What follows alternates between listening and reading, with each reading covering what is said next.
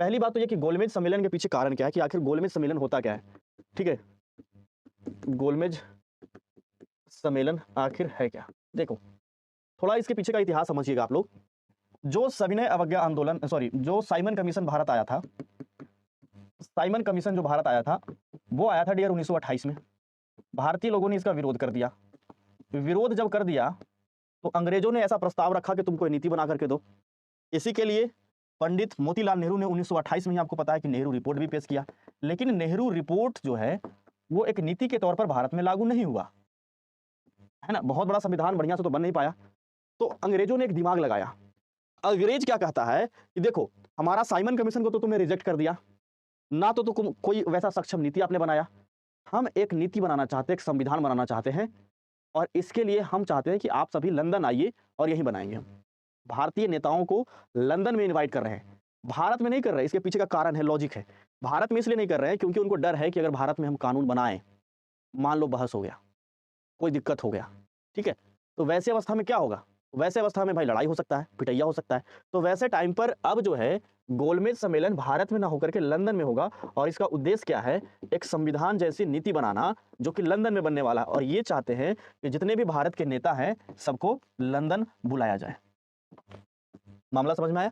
गोलमेज नाम इसलिए पड़ा है राउंड टेबल कॉन्फ्रेंस, क्योंकि बहुत बड़ा एक इस प्रकार से राउंड टेबल है और इसी पे सभी लोग बैठेंगे और यहाँ बैठ करके इससे संबंधित नीति बनाएंगे लंदन में।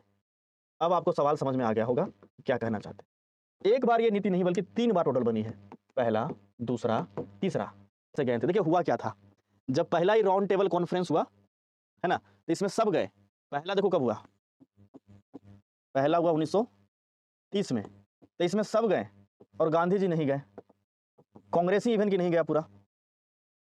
तो अंग्रेज कहता है कि भारत में कोई भी नीति अगर चलाना होगा तो पहले कांग्रेस उसको यस कहेगा तभी चलेगा। मान लो कि अंग्रेज नीति बना दिया, भारत में लागू करने की बारी आई और अगर कांग्रेस उसको निगलेक्ट कर दिया, गांधी जी बोल दिया हम मन में नहीं करेंगे, तो वो नीति भारत में नहीं चलेगा। तो अंग्रेज कह रहा है कि तुम किसी भी प्रकार से गांधी जी को मनाओ और तब लंदन भेजो। इसी कारण से आपको पता होना चाहिए कि 1931 ईस्वी में गांधी जी को मनाने के लिए ही गांधी इरविन समझौता होता है। ध्यान से सुनना, गांधी इरविन समझौता होता है, जिसको दिल्ली समझौता के नाम से भी जाना जाता है।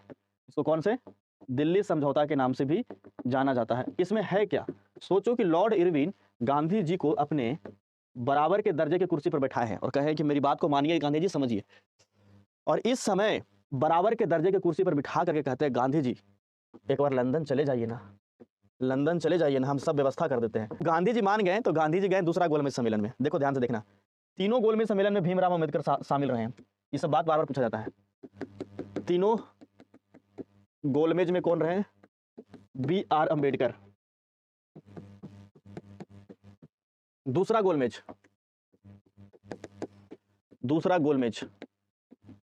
इसमें कौन है, गांधी जी आए। कौन से जहाज से, पानी वाला जहाज है, SS राजपुताना, ठीक है, SS राजपुताना। कोई दिक्कत। अब देखिए इसमें जब आए हैं तो गांधी जी जब पहुंचे तो लगा कि भाई कोई अच्छा नियम बनेगा, अच्छा कानून बनेगा। फिर मामला हो गया गड़बड़।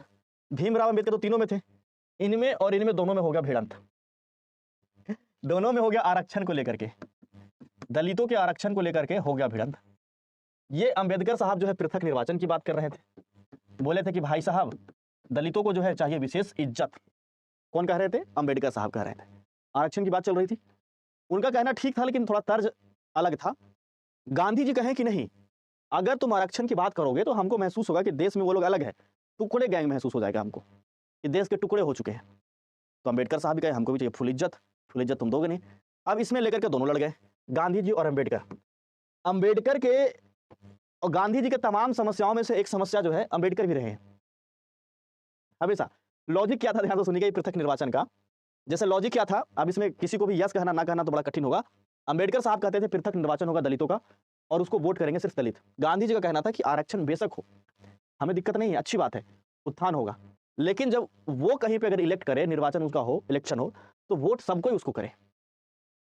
तो पृथक निर्वाचन को लेकर के हो गया झगड़ा। अब इस झगड़ा को देख रहा है Churchill, Winston Churchill. Churchill Gandhi ji को कहता है अर्धनग्न फकीर। इसी समय दूसरा गोलमेज सम्मेलन के समय में देखिएगा ध्यान से, दूसरा गोलमेज के समय में देखो यार, आपको सवाल ज़्यादा करना है, उससे अच्छा है कि इसी में बहुत सारा हम बता रहे हैं। चर्चिल ने कौन से सम्मेलन के समय, दूसरा गोलमेज के सम्मेलन के समय में कहा था, गांधी जी को कहा था अर्धनग्न फकीर, अर्धनग्न फकीर। समझ रहे हो बात को? आधा धोती पहने आधा लपेटे हैं तो अर्धनग्न फकीर कह दिया। अब गांधी जो गुस्सियाल कह दिया, सुन लो, तुम गांधी को मार सकते हो, गांधीवादी को नहीं मार सकते हो। वो लगाइए स्वैग में। और गांधी जी गुस्सियाए, कहें चलो भारत, जहाज वहाज निकलवाएं और गांधी एकदम छरियाइल भारत पहुंच गए। इस प्रकार से दूसरा गोलमेज सम्मेलन भी असफल हो।